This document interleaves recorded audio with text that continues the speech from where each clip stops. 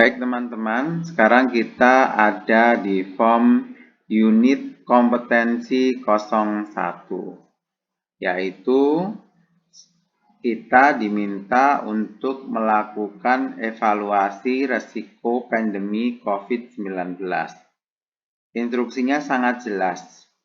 Tuliskan sumber informasi valid yang Anda pergunakan untuk mengolah dan mengevaluasi situasi dan resiko pandemik COVID-19 terhadap aktivitas usaha dampingan maupun terhadap aktivitas pendamping yang Anda lakukan.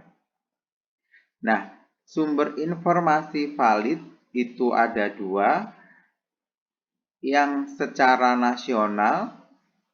Silahkan saudara cari sumber informasi valid tersebut, misalnya pada website pemerintah itu alamatnya apa. Silahkan Anda capture, kemudian Anda pastekan di dalam lembar kerja unit kompetensi 1. Karena kita berada di daerah, maka evaluasi terhadap resiko pandemi di daerah memerlukan sumber informasi valid juga yang secara khusus di wilayah masing-masing daerah. Nah, misalnya sumber yang Anda akses untuk informasi valid tersebut di daerah, websitenya apa?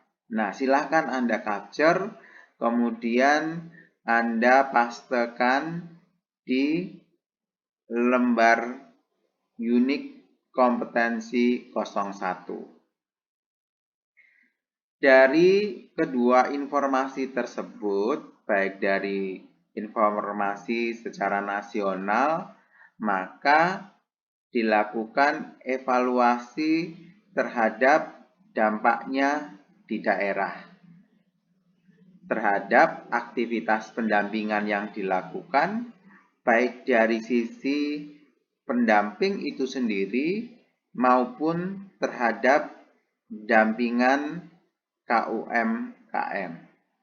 Anggap saja contoh kalau secara nasional pemerintah memberikan peraturan atau permohonan PSBB di setiap daerah yang mengajukan, kemudian ada daerah yang mengajukan, itu dampaknya seperti apa ketika disetujui. Kemudian ada juga daerah-daerah yang tidak mengajukan PSBB. Mengapa kita perlu melihat atau mengevaluasi secara nasional maupun kedaerahan? Karena bisa jadi pendampingan kita itu berhubungan dengan daerah lain atau kota lain atau di wilayah lain yang dia terdampak dan melakukan misalnya PSBB sementara di daerah kita beda. Otomatis untuk mengolah dan mengevaluasi situasi serta resiko pandemiknya terhadap kita sebagai pendamping atau terhadap UMKM yang kita dampingi pastilah berbeda. Bisa jadi juga kita mendampingi bukan hanya di satu wilayah, tetapi di beberapa wilayah. Otomatis hal tersebut akan memberikan dampak atau resiko terhadap aktivitas sebagai pendamping. Narasinya silahkan saudara tulis atau saudara ketik di bawah website atau alamat informasi valid yang saudara capture tadi. Di situ saudara narasikan sebanyak 1 atau 2 paragraf. Singkat, padat, tetapi jelas. Nah, itulah cara mengisi evaluasi resiko pandemik COVID-19 pada unit kompetensi 1. Jangan lupa ditulis nama lengkap lembaga BDS, kalau belum juga dikosongi, kalau sudah ada lembaganya diisi, nomor HP, WA, nomor register nasional, kalau sudah terdaftar, kalau belum mendaftar nanti silahkan segera mendaftar, Korwil maupun Porda. Nah, kalau sudah selesai berkasnya, silahkan simpan dalam bentuk atau versi PDF.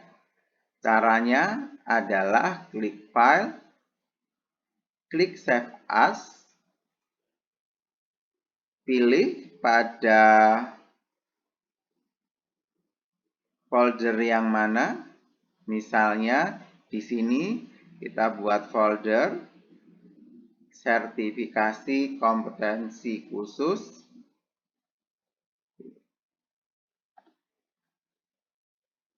K3, SK3.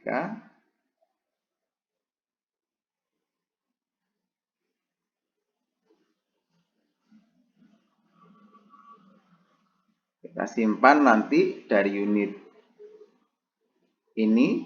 Nah, simpanlah dengan nama lengkap, ya. Simpan dengan UK 01, UK 01 spasi 01 spasi nama Anda,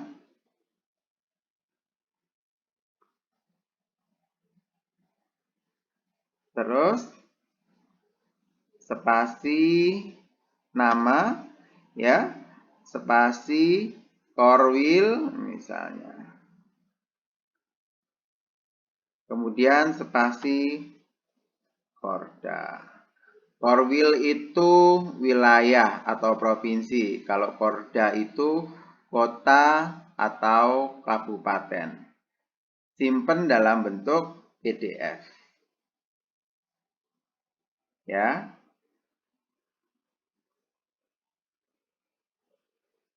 Pilih PDF. Nah, kalau sudah, klik Save. Tapi itu kalau sudah yakin dan tidak ada dikoreksi. Kalau ada yang dikoreksi, maka simpan dulu dalam bentuk Word, kemudian silahkan konsultasikan dengan teman atau tim yang akan membantu Anda. Kalau berhasil, maka hasilnya adalah nama Anda sudah tersimpan dalam bentuk PDF. Silahkan dilihat pojok kanan atas, pojok kiri atas. Baik, itu penjelasan untuk mengisi unit kompetensi 01.